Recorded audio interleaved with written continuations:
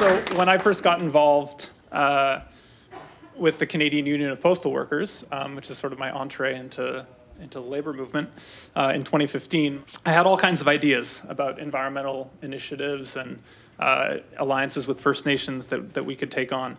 I remember sitting in George Floresco's office in CUPW headquarters, bubbling over with suggestions. I had all kinds of ideas. And he nodded and smiled, and he told me that postal workers have actually been making proposals for a climate-friendly postal service since the 1990s. The 90s. While postal workers were at the cutting edge of thinking about climate change, my utopian horizons were limited to staring out the window of my high school algebra class and the marathon of Star Trek reruns on Saturday afternoons. What I'm saying is, no one needs to tell public sector workers about how to change their workplace to be more democratic and more environmentally friendly. They have plenty of insight and creativity already. They come up with all the components of a transformative vision. It's there, if we care to look, in their policy books, bargaining demands, and in PDF files hidden deep in the recesses of sometimes vintage websites. For those policies to come to life, they need the kind of boost that hope can provide. Hope is the sense of feeling and knowing that things could be different and better. It has the ability to change our whole reality. When we talk to our friends, colleagues, neighbors, do we focus on their faults or do we focus on their gifts? Do we see people who are bound to fail or do we see their boundless potential? Hope is a difference maker, and it works the same way when we're talking about, whether we're talking about an entire society or when we're talking to each other. Justin Trudeau, we now know, sold us false hope. That is to say, a hopeful vision that he never had any intention of implementing. We know what happens when politicians sell false hope. We saw Obama, whose slogan was literally hope, give way to Trump. We just saw a similar dynamic, unfortunately, in Ontario. The Trumps and Fords of the world are avatars of anger and hopelessness, the ones people turn to after they've dared to feel hope and then been let down. To generate real hope that can transform society, we need help. Nothing powers hope better than social movements.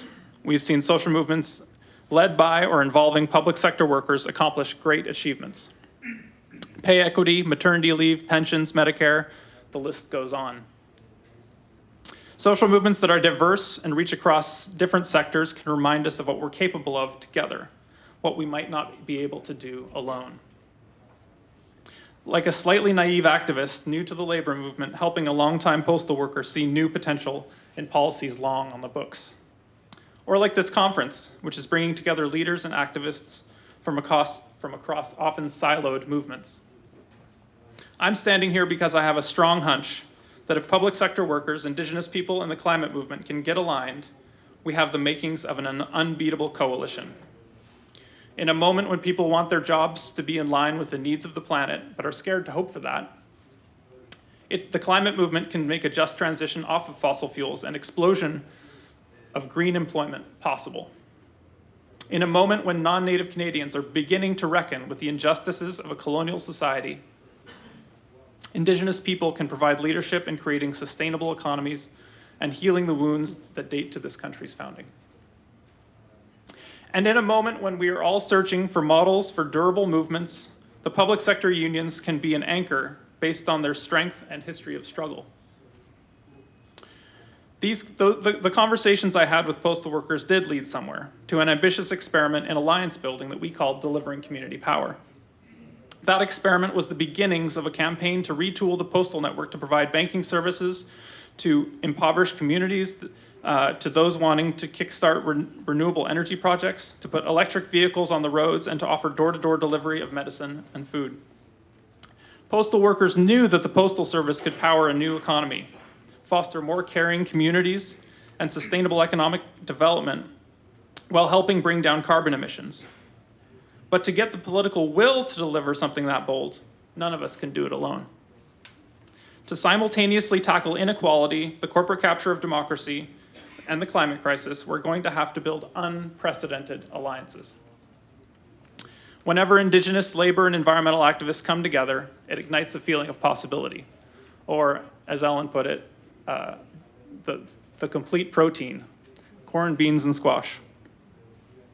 I'm not saying it's going to be easy, but I am ready to say that I feel hope. And I hope that you'll join me. Thank you.